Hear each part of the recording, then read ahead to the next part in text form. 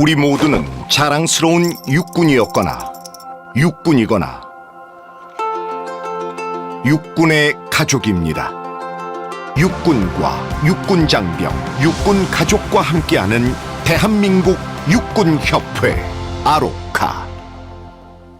지상군 연구소 대드론 센터장 임무를 수행하고 있습니다.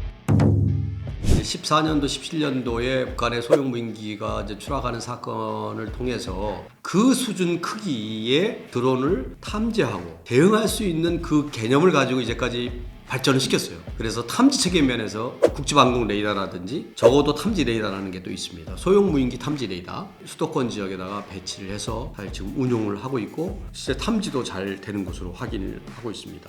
탐지 식별 측면에서는 대단히 우수하다. 그러나 약간 타격적인 측면에서 하드킬에서 대공포를 가지고 하는 것들은 이제 구축이 돼 있으나 이건 전시가 아니기 때문에 대단히 이제 제한된 상태였다. 전시가 되면 아마 다 떨어뜨릴 수 있었을 거라고 생각을 합니다. 그래서 이제 그런 걸 가상을 해서 평시도 고사하기 때문에 레이저 무기라든지 째머, 그다음에 HPM 장비라든지 이런 것들을 소유제기를 해서 지금 계속 개발을 하고 있는 상태죠. 더 작은 표적을 어떻게 잘 탐지할 수 있냐. 그리고 우리나라도 이제 스텔스 드론을 이제 개발한다고 그랬는데 분명히 적도 분명히 그런 거를 할 것이다. 그러면 그 정도까지 탐지 가능한 레이더, 예를 들면 양자 레이더 이런 것들이 필요하다 이 생각이 듭니다. 드론의 수준은 저희도 앞서가야 했다 생각합니다. 상중하로 따지면 무인기가 가장 앞서 있는 나라는 미국이죠, 미국. 그다음에 이제 이스라엘. 우리나라도 지금 체계가 굉장히 잘 갖춰져 있어요. 감시 정찰, 기만용으로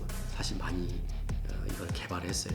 군단급, 그다음에 지작사, 사단급, 대대급까지 다 지금. 근데 그런 것들은 다 어떤 정찰, 정보, 감시, 통신, 중계 이런 유로 이제 했었고 이번에 북한 무인기 오면서 이제 앞으로의 우리 방향이 어떤 공격형. 우리도 이런 공격을 하고 또 탐지가 안 되도록 더 적진 가기 위한 그런 수단들을 이제 하려고 하는 것이 우리의 방향이죠. 지작사에도 이제 드론봇 전투단이라는 것이 창설이 돼서 실제 운용을 하고 있고, 그다음에 아까 말한 이제 각 제대별로는 이런 감시 정찰 자산이 다양하게 배치가 되어 있고 대부분이 다 국산화됐습니다. 과거에는 이제 이스라엘 거 사다가 이제 했지만은 국산화되어 있어서 그런 능력들이 굉장히 앞서가고 있다 생각이 듭니다.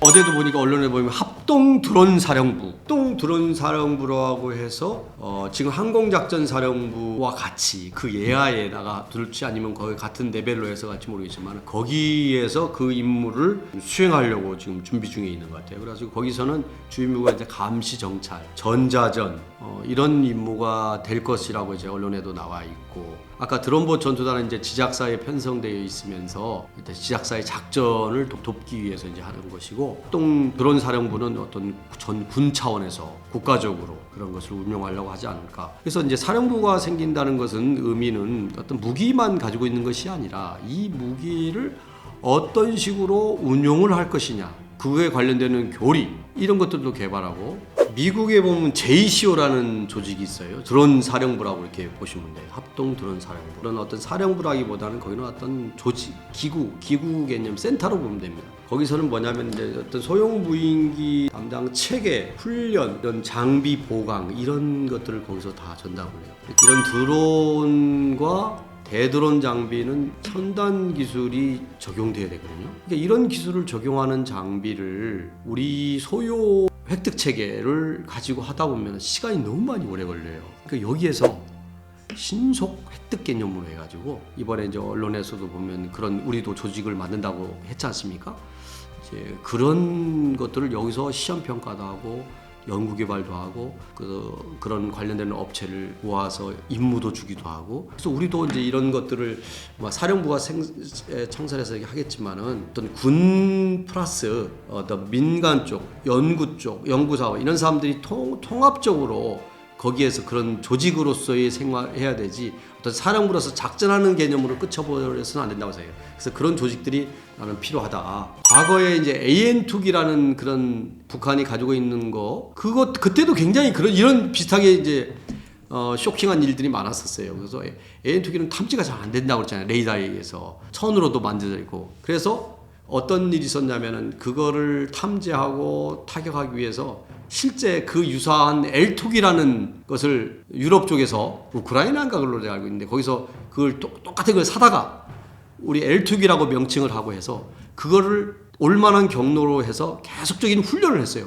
어디는 탐지가 되고 어디가 탐지 안 되고 어디 왔을 때 쏘고 어디 왔을 때는 뭐 딜레이 시키고 이런 훈련들을 합동 방공 훈련을 하면 그걸 가지고 많이 했어요. 좀 아쉬웠던 것은 저도 지난번에 14년, 17년도 이렇게 오고 나서 북한의 이런 비슷한 것들을 우리 이번에도 이제 복제복사해가지고 많이 만든다고 했잖아요. 그래서 그거를 가지고 한번 훈련을 많이 해봤으면 하는 그러면 아마 우리의 취약점들이 더 많이 발견됐을 텐데 하는 그런 아쉬움이 있어요. 근데 사실 또 그걸 할 수 없었던 것 중에 하나가 뭐냐면 그 9.19 합의 때문에 이쪽에서는 비행기를 못 뛰는 거 훈련 여건이 사실 안 됐다는 것도 맞는 말이에요. 이번에 정부에서 이렇게 얘기했던 것들. 그래서 이번에는 아마 이제 그런 훈련도 하고 사격도 하고 뭐 많이 하겠다고 그렇게 하는데 굉장히 저는 고무적이라고 생각합니다. 북한은 사실 드론이라는 것은 또 소형 무인기라는 것은 저비용 고효율의 장비입니다. 그래서 북한뿐만 아니라 좀 저개발 또 가난한 국가일수록 이런 드론을 정말 많이 활용하려고 노력을 할 거예요. 그게 최소한의 투자를 통해서 최대한 효과를 받을 수 있기 때문에. 그래서 북한은 이번에 우크라이나전을 바라보면서도 충분히 이쪽에 아마 많은 비중을 둘 것이다. 이만한 표적보다 더 작은 표적, 초소형 표적을 이용하고 군집 드론을 이용해서 아마 다양한 수단으로 테러라든지 또 공격을 감행할 것이다 이렇게 생각을 합니다.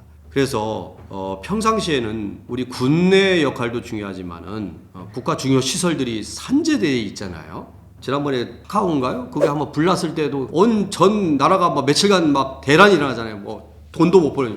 통신, 수원지, 항만, 공항, 교통, 정보통신, 전력, 원전 엄청나게 많습니다. 우리한테 배울 수 있는 이런 거에 대한 평상시에 대테러 대비를 반드시 같이 병행을 해야 된다. 우리나 이것만 우리 군이 어떻게 할 것이냐만 아니라 그게 안 되면은 정말 여기저기에서 큰 일이 발생할 수 있어요.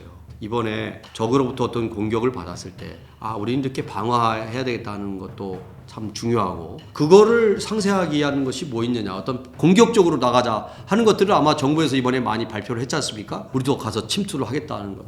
나는 그것도 굉장히 좋은 방법이라고 생각을 해요. 국가 중요 시설에 대한 이기에 전반적으로 검토를 해서 정말 방어해야 되겠다. 그리고 이런 사람들이 밀집되어 있는 그런 지역에 대한 대드론 방어 대책, 안티드론 대책 이런 것들이 딱 보장된 상태에서 모든 행사와 운동과 모든 것들이 다 이루어져야 된다. 이렇게 생각을 합니다. 그 2년 전인가 라스베가스에서 연말 축제가 있었어요. 그래가지고 그 호텔 바로 밑에서 몇천 명이 모여가지고 그 옆에 있는 호텔 25층인가에서 거기서 총을 가지고 쐈잖아요. 난사를 했잖아요. 그래가지고 굉장히 많은 사람이 죽었어요. 2년 전에 그 언론에 나왔습니다. 마찬가지로 드론에다가 그 해서 팍팍 쐈을 때 아니면 폭탄을 떨어뜨렸을 때 다른 거 했을 때 이거는 그리고 그 드론 어떻게 해? 이제 뭐 경찰 같은 경우는 포렌식 기법에 의해서 뭐 하고 난 다음에 다 한다고 이렇게 했지만 그리고 나서 자폭해버리면 모르거든요.